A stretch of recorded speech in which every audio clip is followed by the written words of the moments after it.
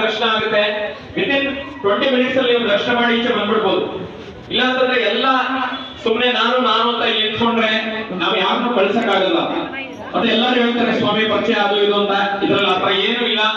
ಪ್ರದೋಷಕ್ಕೂ ಅಷ್ಟೇ ಯಾರೋ ಇವಾಗ ಕೇಳಿದ್ರು ಯಾರು ಟಿಕೆಟ್ ತಗೊಂಡಿಲ್ಲ ಅಂತ. ದಯವಿಟ್ಟು ಯಾರು ಟಿಕೆಟ್ ತಗೊಂಡಿದ್ದೀರೋ ಅವ್ರು ಬನ್ನಿ, ಬೇರೆ ದಿನ ಬನ್ನಿ, ಫ್ರೀ ಆಗಿರುತ್ತೆ. ಪ್ರದೋಷ ದಿನ ಮಾತ್ರ ಟಿಕೆಟ್ ತಗೊಂಡವ್ರು ಒಳಗಡೆ ಅವಕಾಶ ಇರುತ್ತೆ. ಅದಾದ್ಮೇಲೆ ನೋಡಿ ಇವಾಗ ಟಿಕೆಟ್ ತಗೊಂಡಿಲ್ಲ,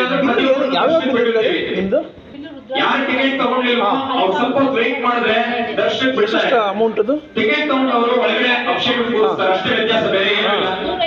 ನೀವೆಲ್ಲರೂ ಟಿಕೆಟ್ ತಗೊಳ್ಳಿ, 3 ತಿಂಗಳಿಗೋ 4 ತಿಂಗಳಿಗೋ ಎಲ್ಲರೂ ತಗೋಬಹುದು. ಏನಿಲ್ಲ. 1,250 ರೂಪಾಯಿ ಅಂತಂದ್ರೆ ಎಲ್ಲೆಲ್ಲೂ ಖರ್ಚು ಮಾಡ್ತೀವಿ ನಾವು. ಯಾಕಂದ್ರೆ ಏನಕ್ಕೆ ಎಲ್ಲವನ್ನು ಇವಾಗ ರೆಸಿಪ್ಟ್ ಅಮೌಂಟ್ ನಾವು ಚೀಟಿ ತಂದೆ ಕೊಡ್ಬೇಕಲ್ಲಿ. ಇಂಥ ಒಂದು ಹಳೆ ಪುರಾತನ ಈ ತರ ಒಂದು ಸುದಿನ ಇದೆಲ್ಲ ಅಂದ್ರೆ ಇಂಥ ಒಂದು ಶನಿ ಪ್ರದೋಷದಲ್ಲಿ ಇಂಥ ಒಂದು ಪುರಾತನ ದೇವಾಲಯದಲ್ಲಿ ಕೊಡೋದು ನಾವು ಪೂಜೆ ಮಾಡೋದೇ ಒಂದು ಭಾಗ್ಯ. ಅಂತದ್ರಲ್ಲಿ ನೀವೆಲ್ಲರೂ ಸಹಕಾರ ಕೊಟ್ರೆ ಅದಿನ್ನೂ ಹಾಕ್ತೀರಾ. ಒಬ್ಬರು ಮಾಡಿ ಸುಮ್ಮನೆ ಯಾವ ಟಿಕೆಟ್ ತಗೊಂಡಿದ್ರೆ ನಾನು ತಗೊಂಡಿಲ್ಲ ಅಂತಾನೋ ಅಥವಾ 1,250 ರೂಪಾಯಿ ಟಿಕೆಟ್ ಯಾಕೆ ತಗೋಬೇಕು ಅಂತಾನೋ ಮನಸ್ಸಿನಲ್ಲಿ ನೀವು ನಿಮ್ಮಷ್ಟೇ ನೀವೇ ಪ್ರಶ್ನೆ ಮಾಡ್ಕೊಂಡ್ರೆ ಅದಕ್ಕೆ ನನ್ನ ಹತ್ರ ಉತ್ತರ ಇಲ್ಲ. 1,500 ರೂಪಾಯಿ ದೇವಾಲಯಕ್ಕೆ ಬಂದು ಹೋಗಿ ಅಂತ ಹೇಳ್ತೀವಿ. ಯಾರಿಗೆ ಸಮಯ ಇಲ್ವೋ ಅವ್ರನ್ನ ದರ್ಶನ ಮಾಡಿ ತಾವು ಹೋಗ್ಬೋದು ಅಂತ ಹೇಳ್ತೀವಿ. ಯಾರಿಗೆ ಸಮಯ ಇದೆಯೋ ಅವ್ರು ಇರಿ ಅಂತ ಹೇಳ್ತೀವಿ. ಯಾಕಂದ್ರೆ ಇದು ಜನರಿಗೆ ಗೊತ್ತಿಲ್ಲ ಆ ಪ್ರೊಸೀಜರ್ ಏನು ಅಂತ.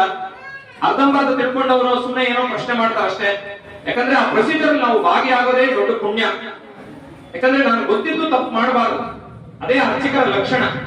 ನಾವು ಗೊತ್ತಿದ್ದು ಆ ಪ್ರೊಸೀಜರ್ ಬಿಡಬಾರದು. ಆ ಒಂದು ಕಾರಣದಿಂದಾನೇ ನಾವು ಎಷ್ಟೇ ಸಮಯ ಆದ್ರೂ ಆ ಮುಖ್ಯ ಅರ್ಚಕರು ಅಂತ ಯಾರು ಇರ್ತಾರೆ ಅವರು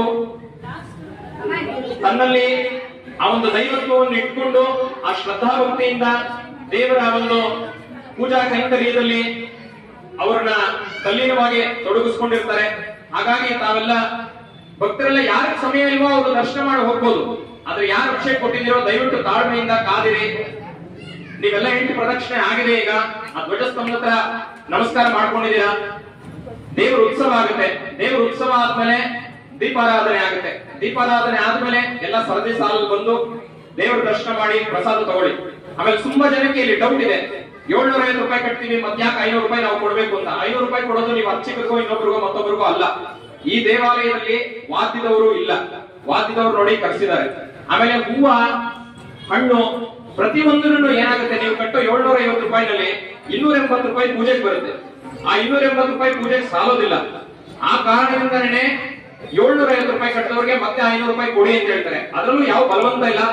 ಯಾರಿಗೆ ಮನಸ್ಸೋ ಇಚ್ಛೆಯಿಂದ ನಾವು ಕೊಡ್ಬೋದಪ್ಪ ಅಂತ ಅನ್ಸುತ್ತೋ ಅವ್ರು ಮಾತ್ರನೇ ಕೊಡ್ಬೋದು. ಅದ್ರಲ್ಲಿ ಯಾವ ಬಲವಂತ ಇಲ್ಲ. 750 ರೂಪಾಯಿ ತಗೊಂಡ್ಮೇಲೆ ಮತ್ತೆ ಯಾಕಪ್ಪ 500 ರೂಪಾಯಿ ನಾವು ಕೊಡ್ಬೇಕು ಅನ್ನೋ ಪ್ರಶ್ನೆ ಬರಲೇಬಾರದು ನಿಮ್ಗೆ. ಯಾಕಂದ್ರೆ ಹೊರಗಡೆ ಹೋಗಿ ಇವತ್ತು ಒಂದು ಆಚಾರ್ಯರು ಅಥವಾ ಅಧ್ವರ್ಯರು ಅಂತ ಹೇಳ್ತಾರೆ. ಇದನ್ನ ಹೇಳ್ತಾ ಹೋದ್ರೆ ಅದಕ್ಕೆ ಕೊನೆ ಇಲ್ಲ. ಎಷ್ಟೋ ತುಂಬಾ ಇದೆ ಇದರಲ್ಲಿ. ಇವತ್ತಿನ ಕಾಲಘಟ್ಟದಲ್ಲಿ 3,000 ರಿಂದ 5,000 ರೂಪಾಯಿ ಬರೀ ದಕ್ಷಿಣೆ ಕೊಡ್ತಾರೆ. ಆದ್ರೆ ಈ ಮಾತು ಹೇಳ್ಬಾರ್ದು, ಆದ್ರೂ ತಮ್ಗೆಲ್ಲರಿಗೂ ಗೊತ್ತಾಗ್ಲಿ ಅಂತ ಹೇಳ್ತಾ ಇದ್ದೀನಿ. ದೇವಾಲಯದಲ್ಲಿ 50 ರೂಪಾಯಿ ಒಂದು ಅಭಿಷೇಕ ಮಾಡಿದ್ರೆ ಅರ್ಚಕರು ಕೊಡ್ತಾರೆ. ಆದ್ರೆ ಅದೆಲ್ಲ ನಮ್ಗೆ ಬೇಡವಾದ ವಿಷಯ. ಯಾಕೆಂತಂದ್ರೆ ಜನಕ್ಕೆ ಗೊತ್ತಾಗ್ಬೇಕು. ನಾವು ನಮ್ಮ ಮಗುಗೆ ಇವತ್ತು ಹುಟ್ಟದಪ್ಪ ಅಂತಂದ್ರೆ 1,000 ರೂಪಾಯಿ ಬಟ್ಟೆ ಖರ್ಚು ಮಾಡ್ತೀವಿ. ಅದೇ ದೇವಾಲಯಕ್ಕೆ ಬಂದು ನಮ್ಗೆ ಆಶೀರ್ವಾದ ಸಿಗುವಂತ ಜಾಗದಲ್ಲಿ 10 ರೂಪಾಯಿ ಹಾಕ್ತಿವಿ, ಇಲ್ಲ 1 ರೂಪಾಯಿ ಹಾಕ್ತಿವಿ. ಯಾಕೆ ಅಂತಂದ್ರೆ ಇದು ಗೊತ್ತಿಲ್ದಿರನೇ ನಾವು ಮಾಡ್ಕೊಂಡಿರುವಂತ ಪದ್ಧತಿಗಳಿವೆಲ್ಲ. ಆದ್ರೆ ಮುಖ್ಯವಾಗಿ ಏನಪ್ಪಾ ಅಂತಂದ್ರೆ ನೀವು ಶ್ರದ್ಧೆಯಿಂದ ಭಾಗವಹಿಸಿ. ನೀವು ಅದನ್ನ ಶಿಲೆ ಅಂತ ನೋಡಿದ್ರೆ ಅದು ಶಿಲೆ ತರನೇ ನಿಮ್ಗೆ ಉತ್ತರ ಬರುತ್ತೆ. ಅದು ದೇವರು ಅಂತ ಅನ್ಕೊಂಡ್ರೆ ಅಲ್ಲಿಂದ ದೇವರ ತರನೇ ನಿಮ್ಗೆ ಉತ್ತರ ಸಿಗುತ್ತೆ. ಹಾಗೆ ನೋಡಿ, ಇವಾಗ ನಾವು ಇಲ್ಲಿಂದ ಹೊರಗಡೆ ಹೋದ್ಮೇಲೆ ನಮ್ಮ ವೈಯಕ್ತಿಕವಾದ ಜೀವನದಲ್ಲಿ ನಾವೆಲ್ಲ ಬೇರೆ ತರ ತೊಡಗಿಸ್ಕೊಂಡಿರ್ತೀವಿ ನಿಮ್ಮ ಹಾಗೇನೆ. ಆದ್ರೆ ಇಲ್ಲಿ ಇವತ್ತಿಗೂ ನಾನು US ಅಲ್ಲಿ ಟೀಚರ್ ಆಗಿ ವರ್ಕ್ ಮಾಡ್ತಾ ಇದ್ದೆ. ಅಲ್ಲಿಂದ ಬಂದ್ಮೇಲೆ ಇವತ್ತಿಗೂ 18 ವರ್ಷ ಆಯ್ತು ಇಲ್ಲಿ ಬಂದು. ಅಂದ್ರೆ ಆಗಿನ ಮುಜರಾ ಇಲಾಖೆ ಕೂಡ ಸೇರಿರಲಿಲ್ಲ ಇದು. ಅವತ್ತಿಂದ ಇವತ್ತವರೆಗೂ ಮೊಬೈಲ್ ತರೋದಿಲ್ಲ ದೇವಾಲಯಕ್ಕೆ. ಯಾಕೆ ಅಂತಂದ್ರೆ ಡಿಸ್ಟರ್ಬೆನ್ಸ್ ಆಗುತ್ತೆ ಅನ್ನೋ ಕಾರಣದಿಂದಾನೆ. ಇದನ್ನೆಲ್ಲ ಯಾಕೆ ಹೇಳ್ತಾ ಇದ್ದೀನಿ ಅಂತಂದ್ರೆ ಇದೆಲ್ಲ ಗೊತ್ತಾಗ್ಬೇಕು ಎಲ್ಲರಿಗೂ. ಯಾಕಂದ್ರೆ ಫಸ್ಟ್ ಯಾರ ಆಚಾರ್ಯರು ಇರ್ತಾರೋ ಅವ್ರು ಇದನ್ನೆಲ್ಲ ಪಾಲಿಸಿದ್ರೆ ಭಕ್ತರು ಕೂಡ ತರೋದಿಲ್ಲ. ಯಾಕೆ ನಾನು ಈ ಮಾತು ಹೇಳಿದೆ ಅಂತಂದ್ರೆ, ತಾವೆಲ್ಲರೂ ಮೊಬೈಲ್ ಇಲ್ಲಿ ಬಂದಾಗ ಸ್ವಿಚ್ ಆಫ್ ಮಾಡ್ಕೊಳ್ಳಿ. ಅರ್ಧ ಗಂಟೆ ನಿಮ್ಮ ಇಲ್ಲಿ ಬಂದಿರೋದೇ ದೇವರ ಧ್ಯಾನಕ್ಕೋಸ್ಕರ. ಇಲ್ಲಿ ಬಂದು ಕೂಡ ಸಾಂಸಾರಿಕ ತಾಪತ್ರನ ಇನ್ನೊಂದು ಮತ್ತೊಂದು ಬಂತು, ನಾವು ಬರೀ ಫೋನ್ ನೋಡ್ತಾ ಇದ್ವಿ ಅಥವಾ ಫೋನಲ್ಲಿ ಮಾತಾಡ್ತಾ ಇದ್ವಿ ಅಂತಂದ್ರೆ ನಿಮ್ಮ ಮನಸ್ಸೆಲ್ಲ ಬೇರೆ ಕಡೆಗೆ ಡೈವರ್ಟ್ ಆಗುತ್ತೆ. ಆ ಒಂದು ಕಾರಣದಿಂದಾನೇ ಇಷ್ಟೆಲ್ಲ ಹೇಳಿದ್ದು. ಈಗ 8 ಪ್ರದಕ್ಷಿಣೆ ಆಗಿದೆ, ದೇವರ ಉತ್ಸವ ನಡೆಯುತ್ತೆ. ಎಲ್ಲರೂ ದೇವರಿಂದ ಬನ್ನಿ. ಇದು 3 ಪ್ರದಕ್ಷಿಣೆ ಇರುತ್ತೆ. 3 ಪ್ರದಕ್ಷಿಣೆ ಆದ್ಮೇಲೆ ದೇವರಿಗೆ ದೀಪಾರಾಧನೆ, ಅಲಂಕಾರ, ಮಹಾಮಂಗಳ. ಮಾತಾಡ್ತಾ ಇದ್ವಿ ಅಂತಂದ್ರೆ ನಿಮ್ಮ ಮನಸ್ಸೆಲ್ಲ ಬೇರೆ ಕಡೆಗೆ ಡೈವರ್ಟ್ ಆಗುತ್ತೆ. ಆ ಒಂದು ಕಾರಣದಿಂದಾನೇ US ಅಲ್ಲಿ ಪ್ರಾಧ್ಯಾಪಕ ಆಗಿದೆ. ಇಷ್ಟೆಲ್ಲ ಹೇಳಿದ್ದು. ಈಗ 8 ಪ್ರದಕ್ಷಿಣೆ ಆಗಿದೆ, ದೇವರ ಉತ್ಸವ ನಡೆಯುತ್ತೆ. ಎಲ್ಲರೂ ದೇವರಿಂದ ಬನ್ನಿ. ಇದು 3 ಪ್ರದಕ್ಷಿಣೆ ಇರುತ್ತೆ. 3 ಪ್ರದಕ್ಷಿಣೆ ಆದ್ಮೇಲೆ ದಿನ ಹೇಳ್ತಾರೆ ಈ ಥರ ದೇವರಿಗೆ ದೀಪಾರಾಧನೆ, ಅಲಂಕಾರ, ಮಹಾಮಂಗಳ. ಜನ ಇದ್ದಾಗ. ಅಲ್ಲ ನಾನು ಹೇಳಿದ್ದು ಈಗ 350 ರೂಪಾಯಿ ಇರೋದು 750 ರೂಪಾಯಿ ಯಾಕೆ ತಗೊಳ್ತಾರೆ ಅಂತ. 750? ಹಾಂ, ಅಷ್ಟು. ಆದರೆ ಇದನ್ನ ಯಾಕೆ ತಗೊಳ್ಬೇಕು ಅಂತ. ಹ್ಞೂ, 500 ರೂಪಾಯಿ ಎಕ್ಸ್ಟ್ರಾ ಕೊಡಿ ಅಂತಿದ್ದಾರಲ್ಲ. ಹ್ಞೂ, ನನ್ನ ನೋಡಿನೇ ಅಷ್ಟೆಲ್ಲ ಮಾತಾಡಿದ್ದಾರೆ. ಹಾಂ, ಹೌದು. ಹಾಂ, ಡೈರೆಕ್ಟಾಗಿ ಕೇಳ್ತಾರೆ. ಹ್ಞೂ ಹ್ಞೂ ಹ್ಞೂ ಇಲ್ಲ ಅವ್ರಿಗೆ. ಆಮೇಲೆ ಇಲ್ಲಿ ಚಿಕ್ಕ ಚಿಕ್ಕ ಹುಡುಗರು ಇದ್ದಾರಲ್ಲ ಅರ್ಚಕರು,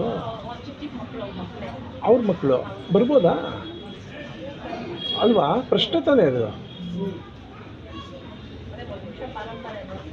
ವಂಶ ಪರಂಪರೆ ಆದ್ರೂ ಈ ಪರ್ಮಿಷನ್ ಇಲ್ಲದೆ ಹಂಗೆ ಮಾಡೋಕ್ಕೆ ಸಾಧ್ಯ. ನಮ್ಮನ್ನ ಅಪಾಯಿಂಟ್ ಇದು ಆಗಿರೋರು ಸರಿ, ವಂಶ ಪರಂಪರೆ ಆಗಲಿ, ಅವ್ರ ಮಕ್ಕಳೇ ಬರಲಿ. ಹಾಂ, ಯಪ್ಪ ಎಷ್ಟು ಬ್ರಾಹ್ಮಣ್ ಅಂದರೆ ಅರ್ಚಕರ ಬಗ್ಗೆ ಎಷ್ಟು ಗೌರವ ಇರುತ್ತೆ ಖಾಸಗಿ ದೇವಾಲಯಗಳಲ್ಲಿ.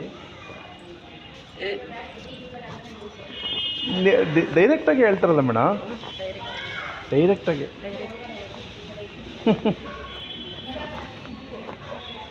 స్వామి చూస్తూ ఉన్నాడు. స్వామి చూస్తూ ఉన్నాడు. ఏమీ ఇది కావడం.